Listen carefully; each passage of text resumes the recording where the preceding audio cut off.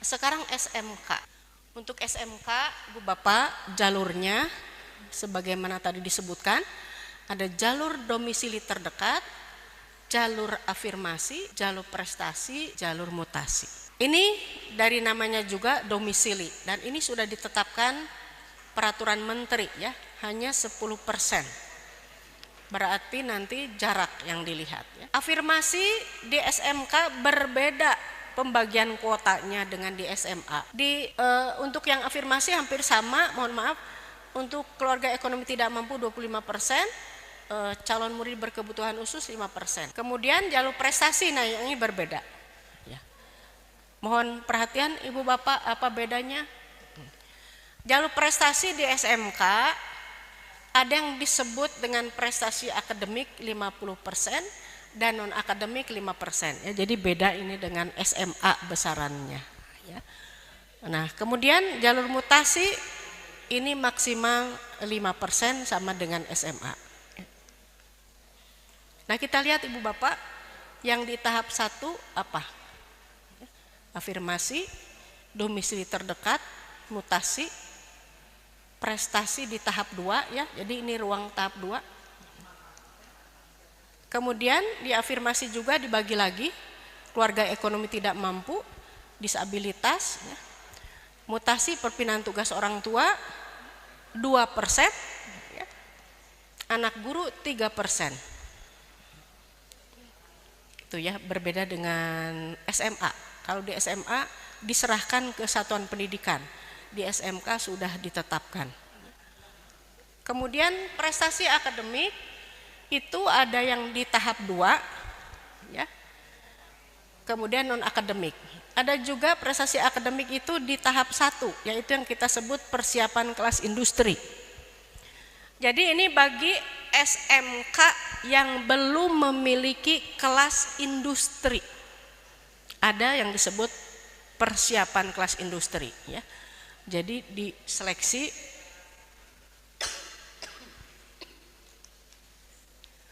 prestasi akademik nilai rapot, prestasi bidang akademik ya, sains, teknologi, riset, inovasi. Nah, ini kuotanya Ibu Bapak ya, sudah ditetapkan seperti ini. Kemudian non akademik, ketua OSIS atau juga ketua dalam kepanduan tadi, prestasi kejuaraan bidang non akademik ini sudah ditetapkan.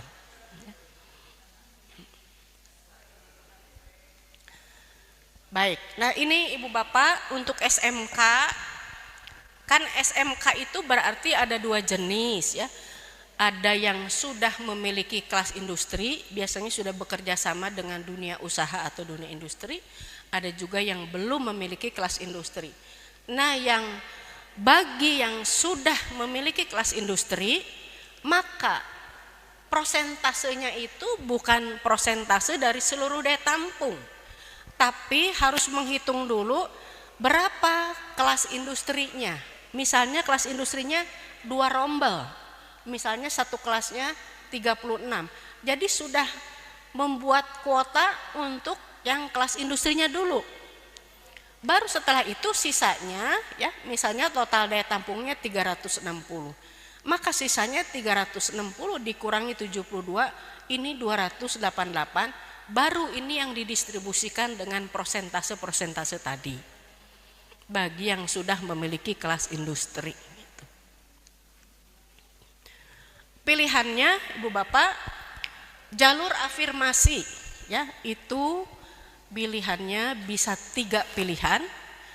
Bidang atau program keahliannya bisa di negeri maupun di swasta. Kemudian jalur prestasi akademik nilai rapot juga 3 pilihan ya, bisa di SMK negeri yang sama atau SMK negeri lainnya atau swasta. Nah, afirmasi ini ketentuannya sama Ibu Bapak ya dengan SMA. Ada yang disalurkan melalui penyaluran langsung, tadi warga yang terdaftar di dalam P3KE ya. Nah, pilihannya bagaimana ini bagi yang keluarga ekonomi P3KE? Ya, di sini dijelaskan Kalau ini kan ditetapkan ya, kalau penyaluran ditetapkan ke SMK mana disalurkannya. Kalau yang non P3KE, nah ini tentu dia memilih ya, sebagaimana di SMA tadi pilihannya bisa 1, 2, 3 bidang keahlian, bisa negeri, bisa dengan swasta ya. Nah ini sesuai dengan pilihannya ya, kalau ada penyaluran ke SMK swasta atau nanti dirapatkan oleh kepala cabang dinas dengan kepala SMK negeri dan swasta. Ini juga sama, ketika sudah diterima yang jalur KTM ini tidak bisa mendaftar lagi di tahap 2 karena sudah diterima ya. Kemudian bagaimana yang tidak bersedia disalurkan ya, maka bisa mendaftar di tahap 2 sesuai kriteria jalur. Baik, yang bagaimana dengan yang berkebutuhan khusus yang akan masuk ke SMK? Maka nanti surat dari ahlinya, surat rekomendasinya harus menyertakan dia direkomendasikan ke bidang atau program keahlian apa gitu. Jadi tidak boleh hanya menyatakan dia berkebutuhan khususnya apa, harus ditambah rekomendasinya kalau ke SMK apa bidang keahliannya misalnya ya. Itu. Jalur domisili terdekat ini hampir sama, kalau di SMA namanya jalur domisili ya, kalau di SMK pakai terdekat. Dokumennya sama dengan jalur domisili SMA, terutama adalah kartu keluarga. Ini juga sama, ketika dia tinggal dengan wali maka ada persyaratan yang sama dengan di SMA ya. Berikutnya, nah ini yang berbeda Ibu Bapak ya. Untuk SMK ini berbeda, ketika jalur prestasi nilai rapot sama-sama datanya nilai rapot semester 1 sampai 5 ya. Tetapi nanti tidak dilihat semua mata pelajaran. Ya, hanya 5 mata pelajaran tertentu, kita lihat di slide berikutnya nanti. Kemudian prestasi kejuaraan sama, dokumennya adalah piagam ya. Prestasi kepemimpinan juga surat keterangan dari sekolah asal. Nah pilihannya sekarang, sekolah pilihannya untuk prioritas terdekat ada 2 pilihan, di mana bidang atau program keahliannya pada SMK negeri yang sama. Ya. Kemudian dasar seleksinya prioritas terdekat adalah jarak terdekat. Kalau beberapa calon murid pada batas kuota jaraknya sama, maka akan dilihat nilai ya, nilai rata-rata rapot semester 1 sampai 5 ditotalkan lalu diperingkat. Kalau masih sama juga usia tertua. Yang mutasi di SMK sama dengan di SMA. Jadi mohon izin tidak saya jelaskan lagi, tinggal pilihan sekolahnya. Untuk di SMK pilihan sekolahnya ada 2 dengan bidang atau program keahlian di SMK negeri yang sama ya. Seleksinya sama ya Ibu Bapak, mutasi itu adalah jarak ya. Jalur prestasi nilai prestasi akademik di SMK ini berbeda dengan di SMA ya. Kita perhatikan bersama. Di sini untuk prestasi persiapan kelas industri atau kelas industri ya. Prestasi nilai rapot, prestasi kejuaraan akademik. Dan di SMK itu untuk jalur prestasi non akademik meliputi sama dengan SMA, jalur prestasi kejuaraan dan jalur prestasi kepemimpinan. Lalu yang berbeda apanya di SMK? Dasar seleksinya ya. Untuk di SMK kita lihat sekarang untuk sekolah pilihannya jalur prestasi ya.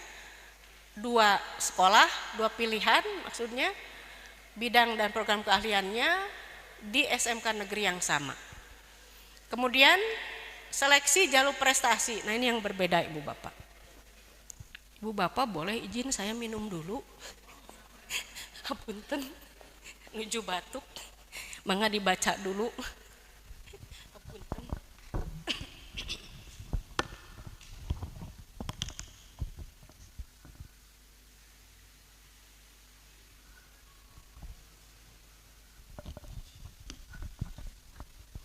Kalau di SMA kan nilai rapotnya semua mata pelajaran dilihat. Kalau di SMK hanya 5 mata pelajaran, yaitu sini ya, bahasa Indonesia, matematik, IPA, IPS, bahasa Inggris itu. Lalu bagaimana nih? Nah, ini akan diberi bobot. Pembobotannya sesuai bidang keahlian yang dipilih. Ya. Juga selain itu bisa memenuhi persyaratan khusus. Ya. SMK itu boleh melaksanakan tes minat dan bakat atau kesehatan. Kita lihat pembobotannya, contohnya Bapak. Misalnya anak ibu bapak tertarik memilih bidang keahlian teknologi konstruksi dan properti. Program keahliannya apa? Misalnya teknik perawatan gedung. Maka tadi yang 5 mata pelajaran ini dibobotkan terlebih dahulu, artinya dikalikan gitu ya. Bahasa Indonesia nilainya berapa? Dikali dulu 2. Matematik nilainya berapa? Dikali 3. IPA nilainya berapa? Kali 3. IPS berapa? Dikali 1. Bahasa Inggris dikali 2. Nah, itu per semester seperti itu, dihitung dulu, dikali dulu bobot, baru nanti rata-ratanya berapa per semester, baru ditotalkan. Nah, ini beda ya SMK. Jadi ada pembobotan dulu, terutama ini kan untuk jalur prestasi ya, persiapan kelas industri dan nilai rapot. Ini Ibu Bapak kalau kita lihat banyak bidang keahliannya, dan ini nanti bisa dilihat di website maupun di Cuklak ya. Saya tidak sebutkan satu persatu. Contoh pariwisata. Nah, pariwisata ini ya, apakah perhotelan, apakah usaha layanan pariwisata atau kuliner, ini bobotnya berbeda ya dengan yang bidang keahlian lainnya misalnya. Ada yang sama, ada yang berbeda ya. Misalnya ini ya. Ini kan kehutanan ya, agribisnis dan agri teknologi, program keahlian kehutanan. Ini 32132. Ini kan manajemen perkantoran 23312. Berbeda ya. Nah, Ibu Bapak, di SMK itu kan bisa melaksanakan tes minat dan bakat. Bisa ya, bukan wajib, tergantung SMK-nya. Nah, kalau akan melaksanakan tes minat dan bakat, maka SMK itu wajib menyampaikan laporan kepada cabang dinas ya, tentang daya tampungnya, waktu seleksi, teknis pelaksanaan, bukti kerjasama dengan DUDI, jadwal tes minat dan bakatnya. Nah, ini Bapak Ibu skema keseluruhannya dari SMK ya, tadi sudah dijelaskan. Saya hanya akan menunjukkan pelimpahan kuota. Jadi jika salah satu jalur kuotanya tidak terpenuhi oleh sistem, nanti akan dilimpahkan ya ke jalur lainnya sampai batas kuota yang ditetapkan. Nah, ini misalnya ini tanda panahnya seperti ini ya. Dari domisili terdekat misalnya tidak terpenuhi ya, atau dari mutasi setelah ini saling melimpah tetap ada kuota kosong, maka akan disalurkan ke afirmasi misalnya ya. Atau dari sini, dari prestasi akademik, persiapan kelas industri tidak terpenuhi 20%, itu masih kosong, maka kuotanya akan ditambahkan ke jalur prestasi akademik nilai rapot. Jadi ada sistem pelimpahan sama. Yang ketiga juga seperti ini ya. Yang keempat, dari prestasi akademik ke prestasi akademik nilai rapot. Dari prestasi non akademik setelah saling melimpah itu akan dilimpahkan ke nilai rapot. Begitu Ibu Bapak ya. Jadi di tahap 1 dan 2 muaranya nanti ke jalur prestasi nilai rapot.